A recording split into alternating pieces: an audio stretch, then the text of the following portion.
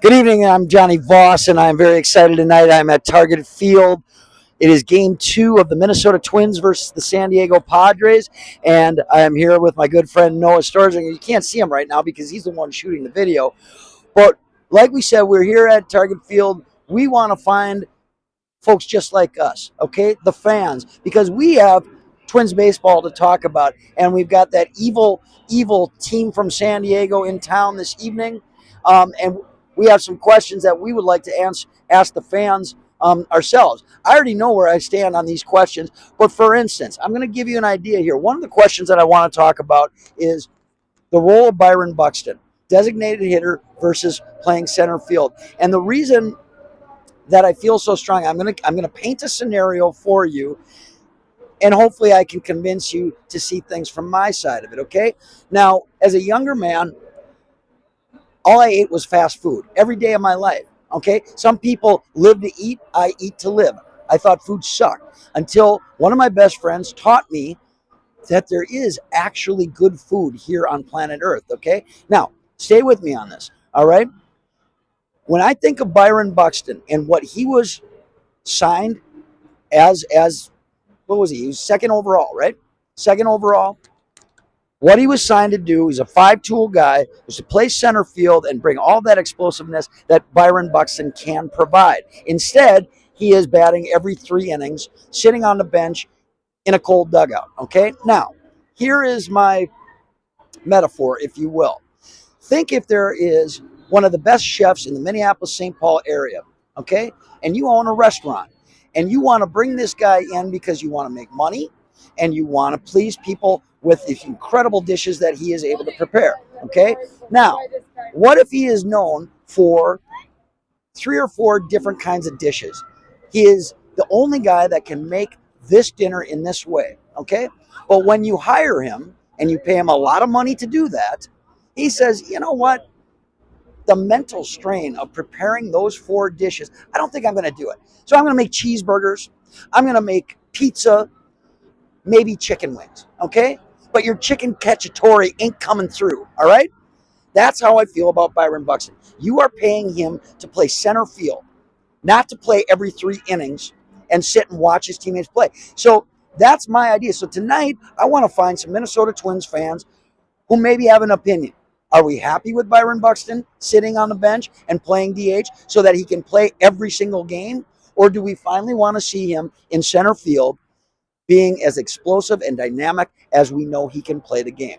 We've got a couple other questions, a couple tricks up our sleeves, but I'm going to tell you right now, come along because we are going to have an absolute ball. And the reason we chose in front of this statue, obviously, is because he is the man. So come along with us in the show to be named later. Let's go find some folks.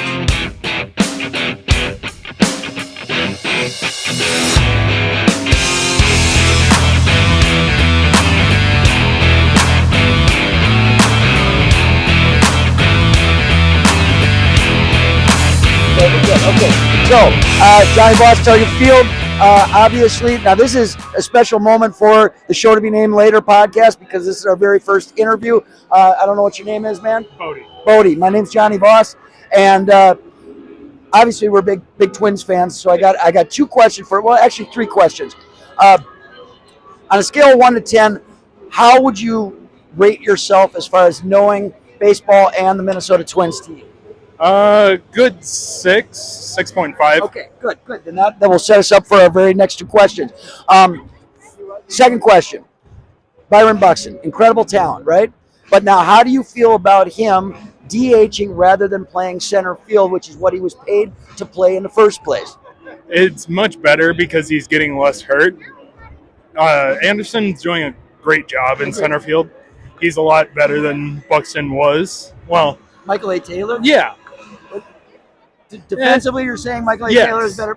Yes. But he's super young. He's got his whole career ahead of himself. It's a good point that the Minnesota Twins are doing a lot better with Michael A. Taylor as center. Sure. But do you feel somewhat cheated because we're paying a lot of money? He's a 5-tool guy, and you only get to see him every 3 innings hitting. Well, yeah, I get that he's more or less running our pockets for playing little baseball, but he's actually made a good difference on our team. Right. He's So good. you're saying just get him on the field every night, and it doesn't matter where he is? No, I would say put him out in the field every once in a while, at least a good couple games of the series per series. But Michael A. Taylor, great job. Do you have a prediction on when we may see Byron Buxton in center field? I would say after the All-Star game. After the All-Star game, okay. I guess I'll take that.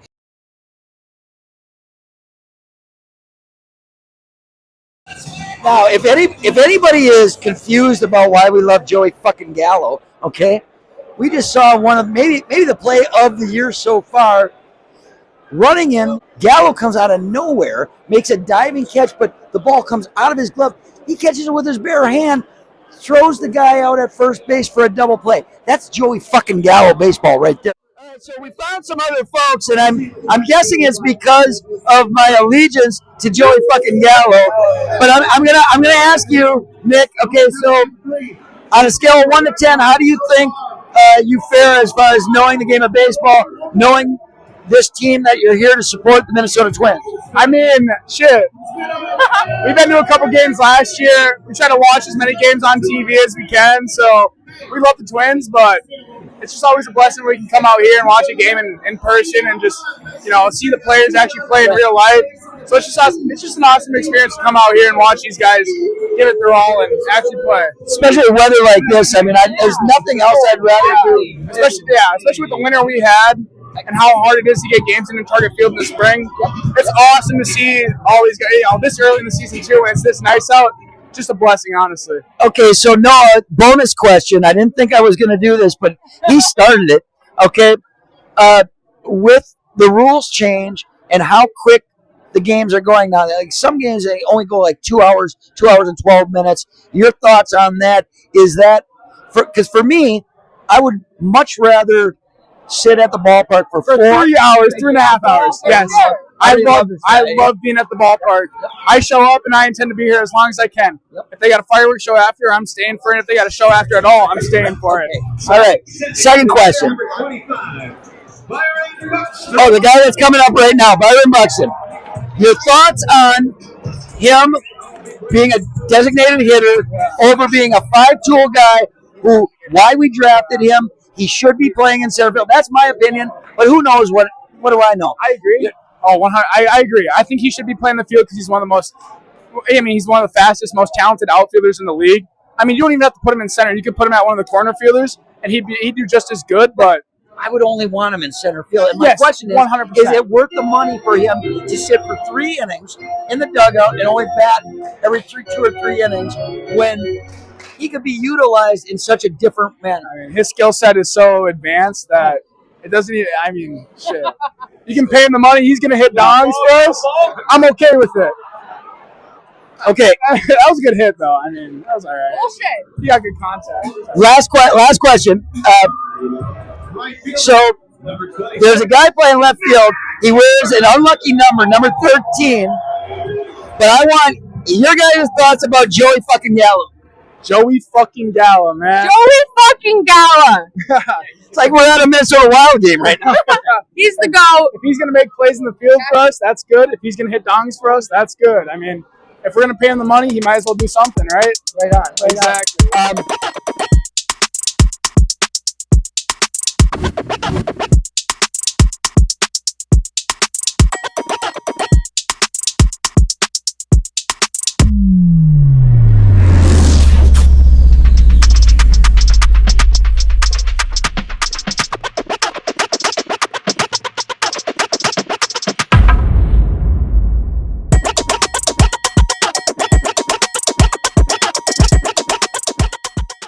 Okay, so now we've only done a few interviews tonight, but now I finally got somebody that's wearing enemy colors.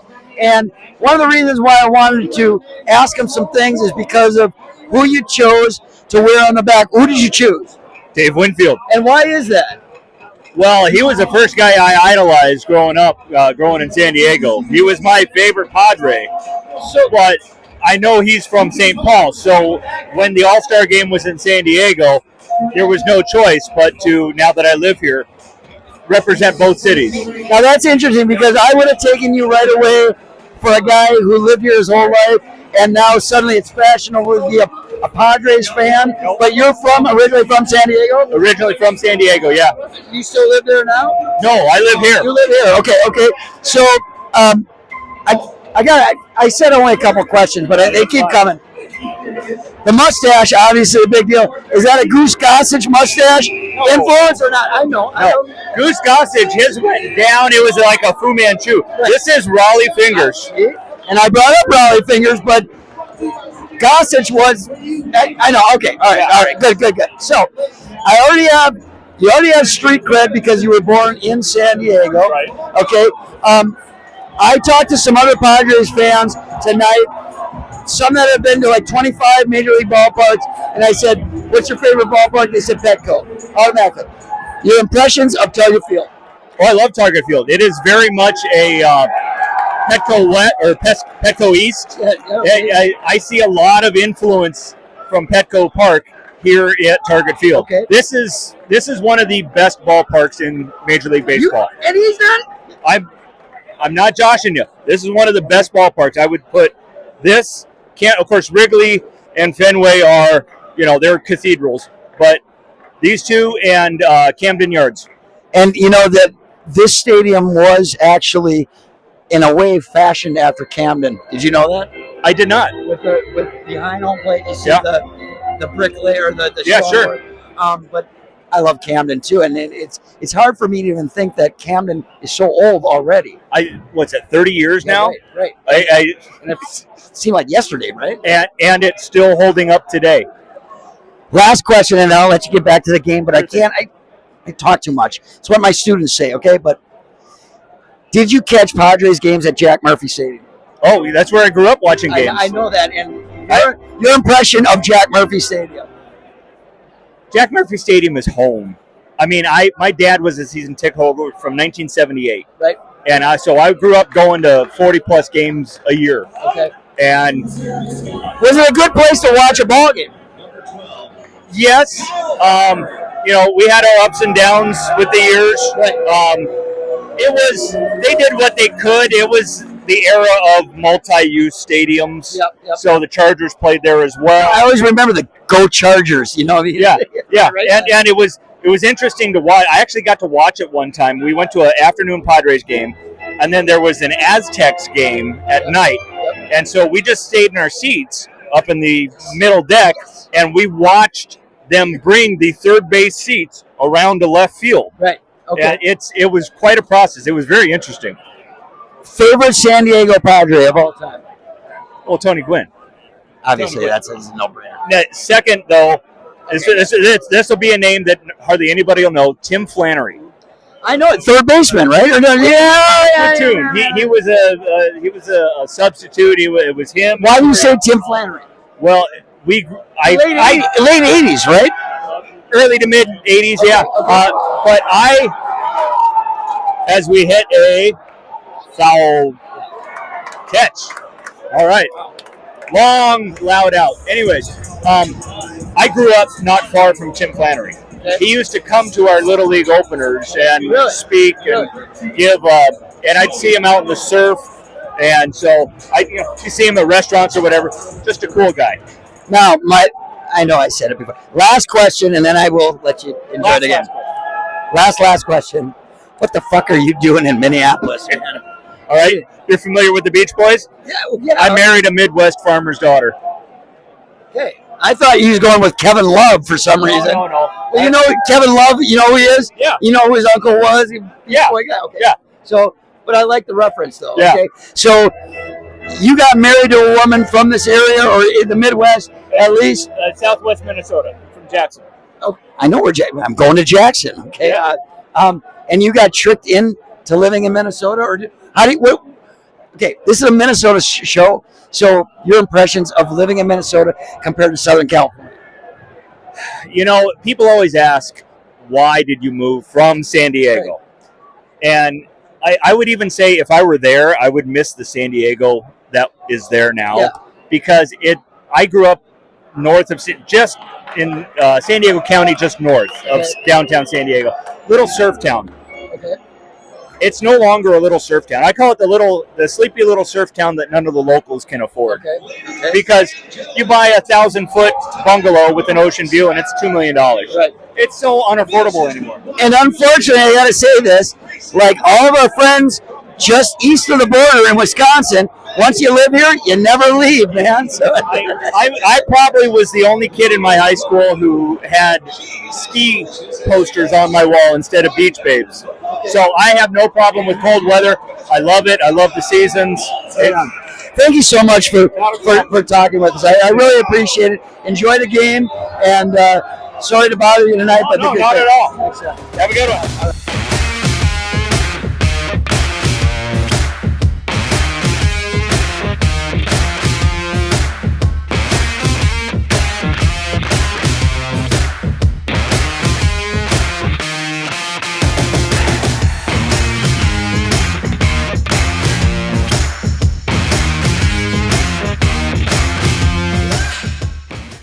Okay, so we've only talked to a few people tonight. I know we got to get some more opinions from our local Minnesota Twins fans. So it's the top of the 8th right now. We got to find one more, maybe a couple more to talk to. And how about these chachas right here? Let's see.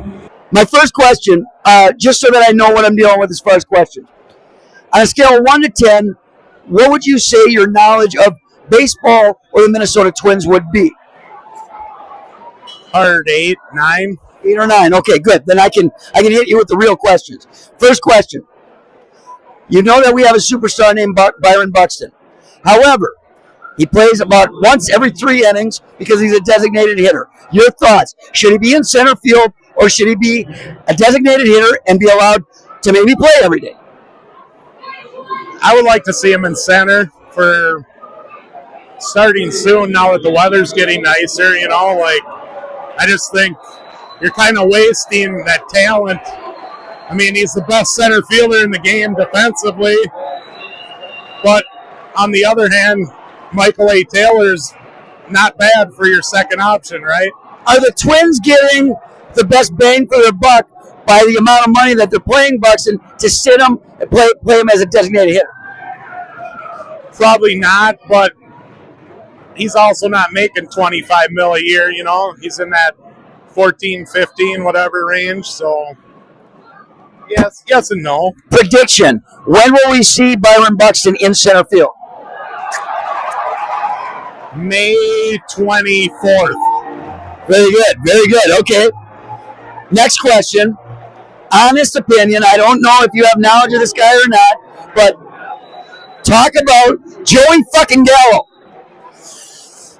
I like him, but is he another Sano? Well, yeah, because he's playing and Sano's not right now. Yeah, right. But I'm saying, the production, I mean, he can give you monster numbers, but he also can go on these slumps where he's 0 for 24, and it's just, I don't know, it's tough to play. Tough to have a guy in your everyday lineup that's not consistent, right? Did you see his play in left field? That was sweet. Yeah, that was nice. Joey fucking Gallo. Yeah. Now, I got a comment. Where did you get this? This is beautiful. Can I ask where you got that? A friend gave it to me. Okay. Yeah. Incredible. Howdy. I forgot what he already said. Name? Aaron. Okay. Big baseball guy? Yeah, I guess. Yeah, not as big as Mark, but yeah, I'm a big baseball fan. Why did you choose to come and watch the Twins versus the Padres tonight? 'Cause I like the Padres as well, so exciting to see all the talent they have. Why do you like the Padres? Because it's fashionable now to like the San Diego Padres, or do you have another connection to them? They got a lot of good hitters, so I like all the hitters they got there. The Tatis, I'm a big fan of, so fun to see him there. Okay. Hello, sir. Remind me of your name again once again. Phil. Phil, okay. Now, I detect a little bit of an accent. Is it no accent? No accent. Born and raised here in Minnesota? No. Okay. Can I ask? I don't mean to be disrespectful. Sure. Can I ask where you're from originally? Belarus, Minsk. Minsk, Belarus. Wow. Okay. Baseball, big thing in Belarus? Absolutely not. Okay, so what draws you to the game of baseball, having not grown up like he and I did, watching it every day? Big sports guy. I just love sports a lot, and since day one of being in this country, I was introduced to baseball, and I know it's like I find it entertaining. Okay. What's your favorite sport out of all the Minnesota sports? What's your favorite team or your sport that you like? You enjoy watching? Well, I would have to say the Minnesota Vikings personally, but I am an avid fan of all the teams. I'm a diehard. Also, I do enjoy the basketball. I love the Timberwolves. Really? But this is my summer team, and I've been here since '89. I got to see the '91 championship, so I do love my Twins. Well, we had a great time at the ballpark tonight. We met a lot of new friends. We hope to see them again. We look forward to seeing you again at Target Field, or maybe at the Dirty Secret Target Center right next door. Any place Minnesota sports is going on, that's where we want to see you. And who knows, the Twins could win tomorrow night or tomorrow afternoon. Weirder things have happened. Max Kepler's got 2 hits tonight. The Twins team has 8 total hits, and boys volleyball is now a varsity sport in the state of Minnesota. So who knows? This is a topsy-turvy world we live in. For my good buddy Noah Storzinger, I'm Jonny Voss from Target Field. We'll see you next time. Take care.